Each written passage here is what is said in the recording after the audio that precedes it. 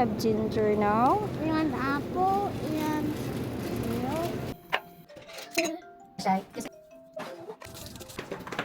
Hello mga Mamshi si Fan, good morning! Ito nga po pala noong March 14, Thursday. As usual, lifetime routine po natin every morning. Bilang nanay, gumawa po ako ng breakfast ni ate dahil po may pasok siya today. At habang kumakain nga si ate, nilagay ko na yung bag niya sa genkan at binuksan ko na rin yung pintuan.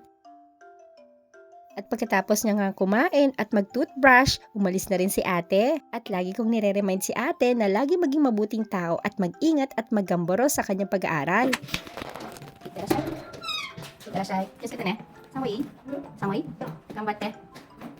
Napansin nyo, wala nga pala yung kaibigan ni ate. May sakit kasi. At sa mga oras nga palang to, tulog pa si Bunso, kaya naman nagsipilyo muna ako at naglagay rin ng sunscreen. At yan lagi ang wag nating kakalimutan lagi, mapaaraw man o umulan man.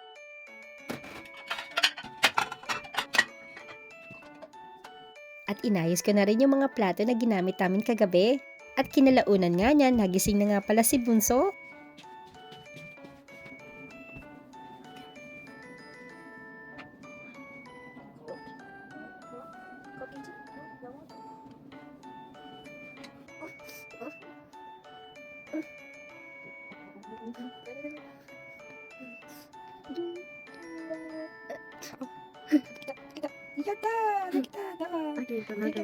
We can do it.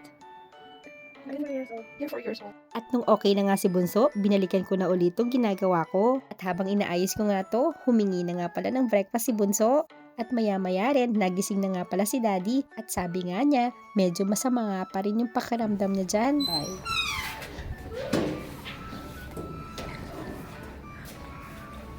Ngat.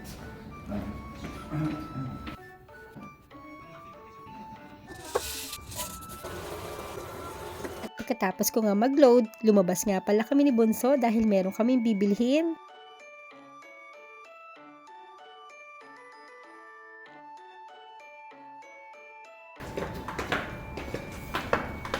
Bago nga pala kami pumunta ng Felna, dumaan muna kami dito sa Yaoji dahil bibilin kami ng prutas at meron ding nire-request si Bunso dito na gusto niya. Bili nga pala kami ng mansanas at saging. At naalala ko nga pala paubos na yung sibuyas namin at garlic kaya naman bumili na rin ako dito. Kuha tayo ng onion. 180. 180. 380. Then, pare. The garlic. 400 yan.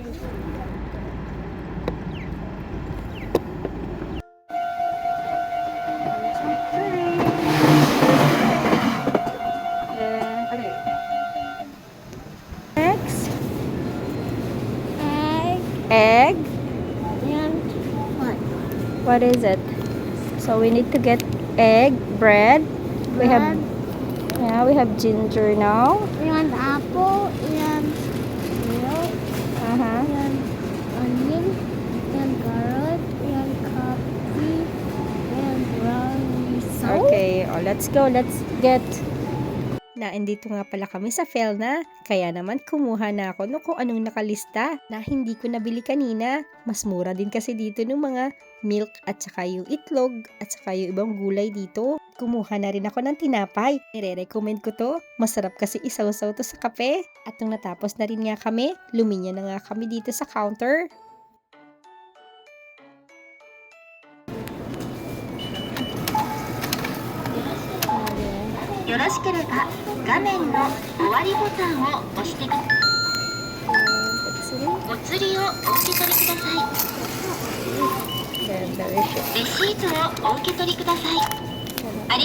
High-tech nga dito kasi ikaw na lang ang magbabayad or maghuhulog ng pera dun sa machine. At eto nga, ikaw na rin ang maglalagay ng pinamili mo sa eco bag.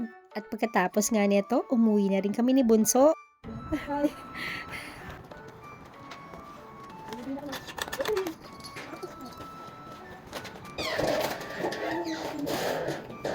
At maya-maya, dumating na rin si Daddy. Nagulat nga ako dahil pinauwi na daw siya dahil masama nga yung pakiramdam niya. Nahihilo daw kasi siya.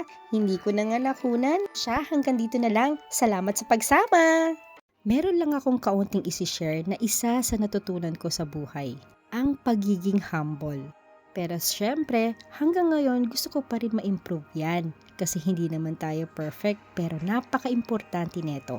Kasi napatunayan ko kung hindi ka magiging humble o wala ka neto, baka lahat na lang sabihin ng tao sa'yo, lalo na ang negatibo, baka mapahamak ka o mapahamak sila. Lalo na sa sasabihin mo, gagawin at sa iisipin natin. Ang pinaka-point ko dito, kung meron man silang sabihin negatibo, be humble na lang. Kung meron man silang magandang sabihin sa'yo, magpasalamat at be humble pa rin at huwag maging mataas. Oo, mahirap gawin, pero napag-aaralan naman, di ba? Lalo na kung andun tayo sa isang sitwasyon na need natin maging humble.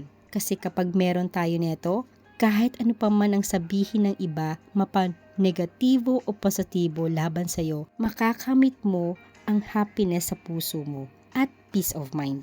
Gusto mo ba yon? Kung gusto mo ng happiness sa puso mo at peace of mind, lagi nating piliin maging mabuting tao na merong mapagkumbabang puso. Yun lang po, salamat!